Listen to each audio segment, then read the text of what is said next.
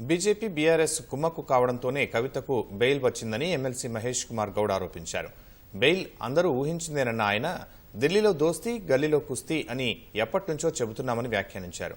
రాజకీయ లబ్ధి కోసం బీజేపీకి రాష్ట్రాన్ని తాకట్టు పెట్టిన పార్టీ బీఆర్ఎస్ అని విమర్శించారు. జైల్లో ఉన్న కవితను విడిపించుకునేందుకు బీజేపీ శరణు కోరారని, గడిచిన పార్లమెంటు ఎన్నికల్లో రెండు పార్టీల స్నేహం బయటపడిందని పొన్నం ప్రభాకర్ ఆరోపించారు. ఇక బీజేపీలో బీఆర్ఎస్ విలీనం ఒక్కటే మిగిలి ఉందని ఆరోపించారు. కవిత గారికి బెయిల్ రావడం అనేది మేము ముందు నుంచి ఊహించి చెప్తున్న మాటనే. ఇన్నాళ్లు బెయిల్ రాకుండా ఉన్నటువంటి కండిషన్స్ ఇప్పుడు ఎందుకు నిర్వీణం అయిపోయినాయి? బీజేపీ బీఆర్ఎస్ పార్టీ చీకటి ఒప్పందంలో ఉన్నారు. ఇవాళ కవితకి లభించిన బెయిల్ ద్వారా అర్థమయ్యేది ఏంటంటే బీజేపీలో బీఆర్ఎస్ పార్టీ విలీనమైనటువంటి ప్రక్రియ మొదలైంది. ఇది బాహటంగా వాళ్ళు ఇప్పుడు ఒకటై ముందుకు వెళ్ళాలని నిర్ణయించుకున్న దరిమిలానే ఈ బెయిల్ వచ్చింది.